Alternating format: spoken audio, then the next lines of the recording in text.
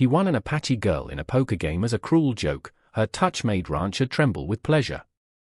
The air in the Dust Devil Gulch saloon was a foul stew of cheap whiskey, sweat, and despair, thick enough to choke a man who still had a soul to lose.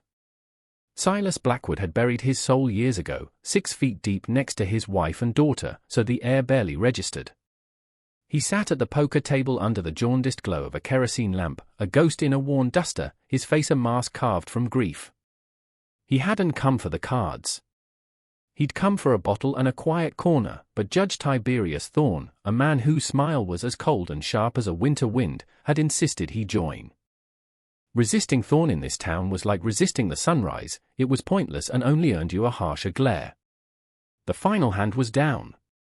Silas's 3 queens stared up from the scarred wood, a silent, stoic trio. Across the table, Thorne's face, usually a smug fortress, flickered with disbelief before rearranging itself into a sneer of amusement. The judge folded his losing hand with a flourish. "Well, well, Blackwood," he boomed, his voice oozing a false joviality that set Silas's teeth on edge. "It seems the devil's luck is with you tonight," the men at the table grunted, their eyes shifting. There was no pile of coin in the middle of the table. The stakes had been different tonight, something whispered and cruel. Thorne snapped his fingers, and the saloon doors swung open. 2 of his hired thugs shoved a figure into the room. It was a girl, barely a woman, her deerskin dress torn, her dark hair a tangled curtain over her face. She was Apache, and her eyes, when she lifted her head, held a fire that defied the terror shaking her small frame. "The pot, gentlemen," Thorne announced, gesturing to her as if she were a prized mare. "A little stray I picked up during a recent pacification effort. And she's all yours, Blackwood. A cruel joke, isn't it?" The town's most famous hermit, saddled with a savage, the saloon erupted in a chorus of vile laughter. Silas felt nothing. Or rather, he felt the familiar, cold hollowness that had been his only companion for 5 years. He looked at the girl, standing there under the leering gazes of broken men, and for the first time in a long, long time, the ice around his heart cracked. He saw not a savage, but a terrified child. He saw the ghost of his own daughter. He had won a human being in a game of chance, and this victory felt more like a damnation than any loss he had ever suffered. The crisis was not in the cards, it was in the sudden, sickening thud of a conscience he thought long dead. Judge Thorne leaned back in his chair, savoring the moment like a fine cigar. He was the architect of this town's misery, a spider at the center of a web of fear and debt, and he enjoyed nothing more than a public display of his absolute power. He saw Silas Blackwood not as a man, but as a tool for this evening's entertainment. "Go on, Blackwood," the judge taunted, his voice dripping with condescension. "Claim your prize. Or is the great, silent rancher too good for the spoils of a friendly game?" The girl, whose name they hadn't even bothered to ask, flinched at his words. Her defiance was a thin shield against the sheer terror in her eyes. Silas's gaze moved from the girl to Thorne, and he saw the rot behind the man's polished facade. This wasn't about a game, it was about humiliation. It was about reminding everyone in the room that Thorne could take and give life, liberty, and dignity on a whim. Silas's first instinct, the one that had guided him for 5 years, was to walk away. To melt back into the shadows and let the world continue its cruel spin without him. He could refuse the winnings, declare the game a farce. But he saw the look in Thorne's eyes, a hungry, predatory gleam. If Silas refused, the girl's fate would be infinitely worse. She would become an example. Thorne would make sure of it. The conflict escalated, not with a shout, but with a quiet, world-altering decision in the heart of a broken man. Silas slowly pushed his chair back, the sound scraping across the floorboards like a nail on a coffin. He stood, his tall frame casting a long shadow that seemed to swallow the lamplight. He ignored Thorne completely. His eyes were locked on the girl. He walked towards her, each step a defiance of his own self-imposed exile. The crowd quieted, their drunken amusement turning to confused silence. They expected him to grab her, to treat her like the chattel Thorne had declared her to be. Instead, he stopped a few feet from her and spoke, his voice rusty from disuse. "What's your name?" The question hung in the air, a stunning act of rebellion. He was asking for her identity, not claiming her as an object. She hesitated, her eyes searching his for the trick. Seeing none, she whispered a single word, "Nolin." Silas nodded. He then turned his head slightly, his words directed at the entire saloon but his glare fixed on the judge. "I'll be taking my winnings now." He held out a hand to Nolin, palm up. It was not a command, but an offer. After a heart-stopping second, she placed her small, trembling hand in his. He curled his fingers around hers, a protective gesture that was as foreign to him as a prayer, and led her out of the saloon, leaving behind a room full of stunned men and a furiously silent judge.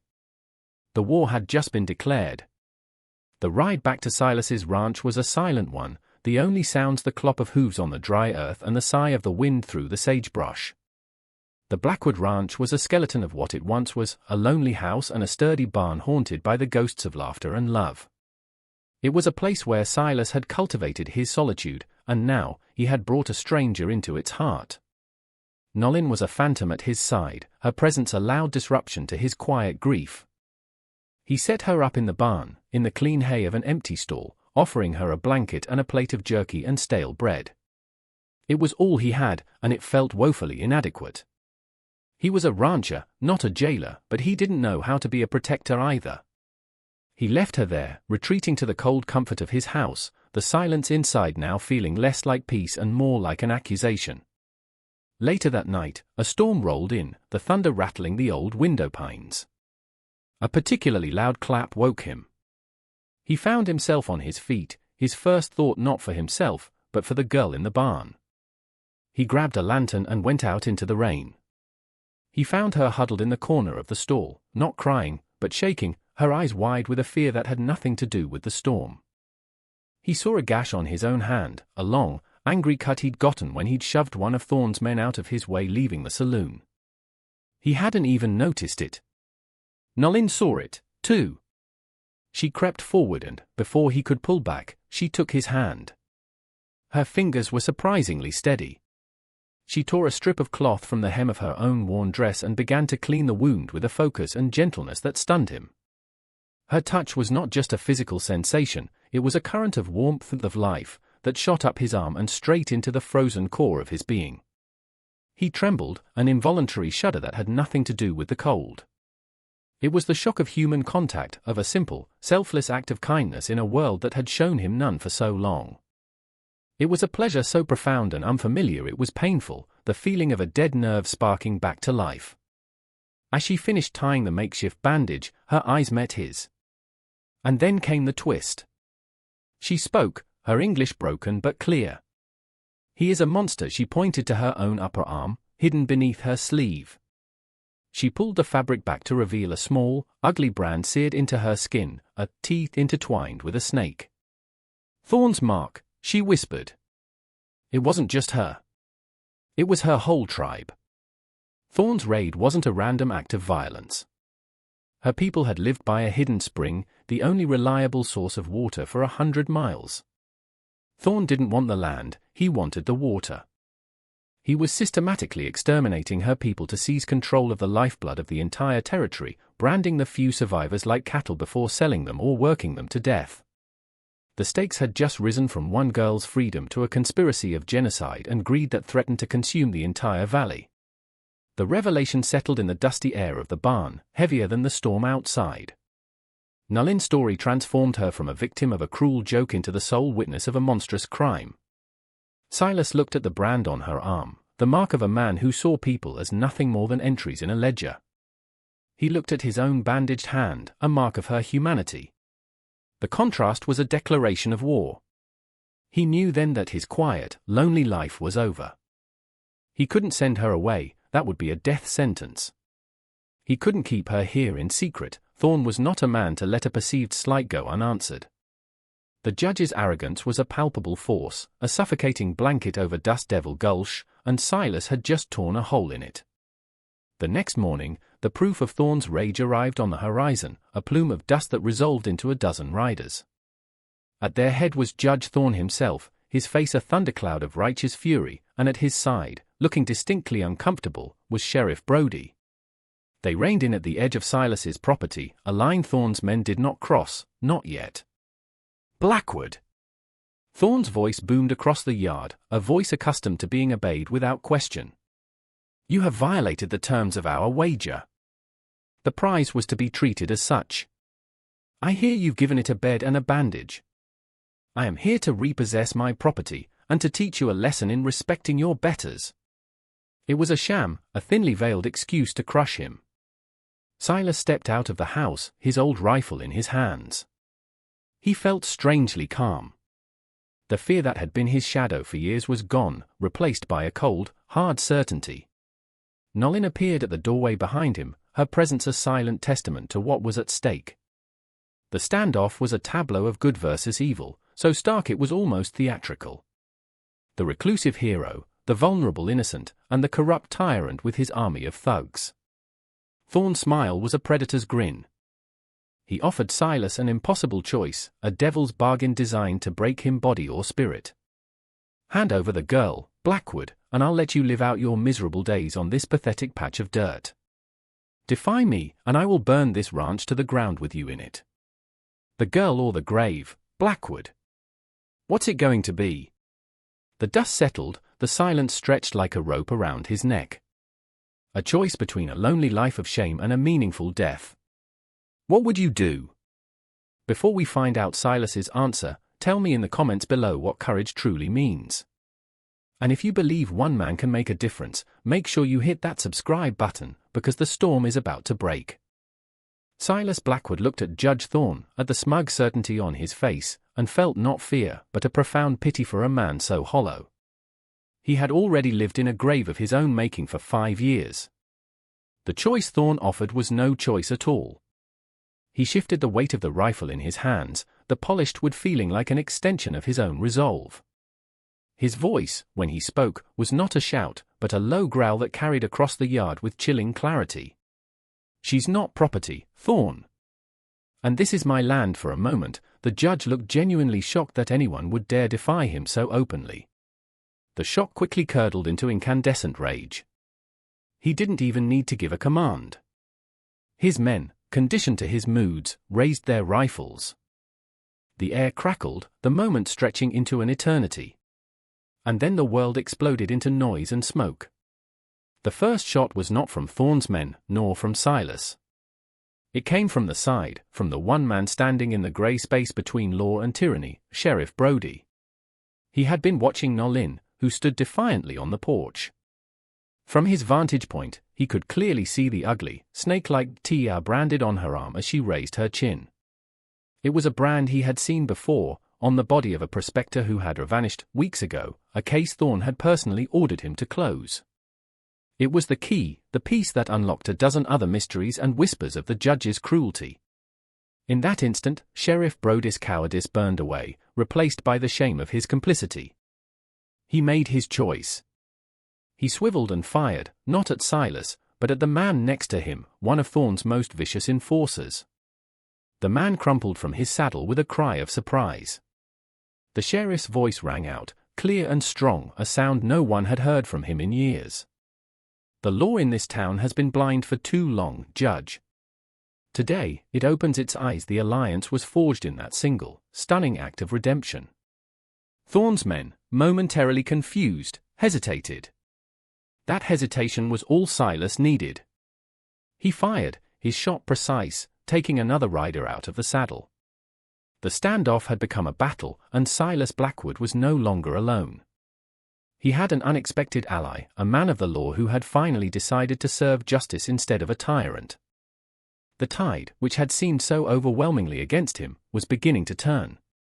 The gunfight erupted in earnest, the quiet ranch transformed into a chaotic battlefield of roaring guns and panicked horses. Silas and Sheriff Brody took cover, fighting back to back, a desperate two-man army against Thorn's remaining forces. They were good, but they were outnumbered. Thorn, enraged at Brody's betrayal, directed his men with vicious efficiency. "Kill them both! Burn it all!" he screamed, his face purple with fury. But something else was happening, something Thorn hadn't counted on. The sound of the battle carried on the wind, reaching the neighboring ranches and the edge of town. People heard. They saw the smoke. And they knew it was Silas Blackwood's ranch, the quiet man who bothered no one. They also knew Judge Thorne. They had lived under his thumb, paid his exorbitant fees, and watched their friends and neighbors disappear under his corrupt rule. Sheriff Brody's stand was a spark, but Silas's defiance was the kindling. A few ranchers, men who had respected Silas's father and were tired of living in fear, grabbed their own rifles and rode towards the fight. The town doctor, who had treated too many accidents involving Thorne's men, barricaded his office and began firing from a window, providing covering fire. It was a slow, hesitant trickle at first, then a flood. The town itself was rising up, inspired by the courage of two men making a stand. Nolin, however, was not cowering on the porch. She was a survivor. She knew this land. While the men fought with bullets, she fought with knowledge. She slipped out the back of the house, using the terrain as cover. She created a diversion, startling a few of the thugs' horses and sending them scattering. At a crucial moment, as one of Thorne's men got a clear shot at an exposed Silas, a perfectly aimed rock, thrown with surprising force, struck the man's head, making his shot go wide. Silas turned, saw her, and a look of profound gratitude passed between them. The fight narrowed, the chaos coalescing around the two main antagonists. Judge Thorne, seeing his power crumbling around him, made a desperate move for Silas. It was no longer about the girl or the ranch, it was a primal struggle for dominance. He charged, his face a mask of hate. But Silas was no longer the hollow man from the saloon. He was alive, fighting for a future he hadn't believed he had. The final confrontation was swift and brutal. It wasn't a heroic duel, it was the desperate end of a tyrant. Silas didn't shoot him. He met Thorne's charge, using the rifle as a club to disarm him. The judge fell to the ground, a pathetic, gasping figure, his power vanished, his fine suit covered in the dust he sought to control. The fight was over. Good had not just won, it had been awakened. The aftermath of the battle was a strange, surreal quiet. The surviving thugs surrendered, their authority gone with their leaders. The townspeople gathered, looking at the captured Judge Thorne not with fear, but with a newfound sense of ownership over their own lives. Sheriff Brody, his badge seeming to shine a little brighter, formally arrested the man he had once served, charging him not just with assault, but with a list of crimes that had long been whispered in the dark. The proof was Nolin's testimony, and the undeniable brand on her arm. Her story of the hidden spring and the systematic extermination of her people came pouring out, and with Thorne's power broken, others found the courage to speak. Tales of land grabs, extortion, and murder now had a focus, a villain who could no longer silence them. Federal marshals were sent for, and when they arrived, they didn't just take Thorne, they launched a full investigation that would lance the boil of corruption that had poisoned the valley for years. Months passed. The seasons turned. Dust Devil Gulch began to heal. The spring that Nolin had spoken of was found, and true to her word, it was a source of life. An agreement, brokered by Silas and the few remaining members of Nolin's tribe, was reached. The water would be shared, a symbol of a new era of cooperation, not conflict. Silas's ranch was no longer a monument to his past. With the help of his grateful neighbors, the fences were mended, the house was repaired, and a new life took root. Nolin was not a ward, a prize, or a servant. She was a partner. She taught Silas the ways of her people, the language of the earth he had only ever seen as property to be worked. She showed him how to find medicinal herbs, how to track game, how to listen to the wind.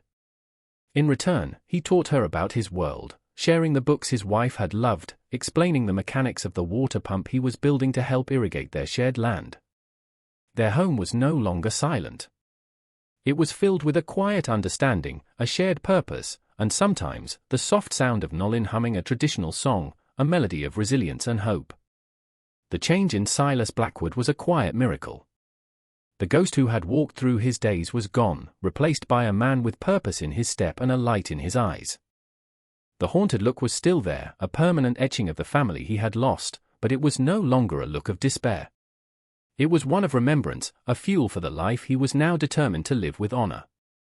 He had found a new family, not one to replace his wife and daughter, but one to build alongside their memory. He realized that locking himself away had been a betrayal of their love. They would have wanted him to live, to fight, to feel again. The pleasure he had felt from Nolin's touch that first night in the barn had been a prophecy. It wasn't the fleeting pleasure of the flesh, but the deep, soul-shaking pleasure of connection. It was the joy of a locked door creaking open, of a frozen river beginning to thaw. Her simple act of kindness had reminded him that he was still a man, capable of giving and receiving compassion. It was the pleasure of purpose, of knowing his existence mattered beyond his own grief. It was the healing of a wound that went far deeper than his skin, a wound that had festered in his soul for 5 long years. Nolin, in her quiet strength, had saved him as much as he had saved her. She was not a prize he had won, but a gift he had been given, the gift of a second chance. The moral of their story echoed through the valley as surely as the wind. Courage is not the absence of fear, but the critical decision that something else, justice, compassion, another person's life, is far more important.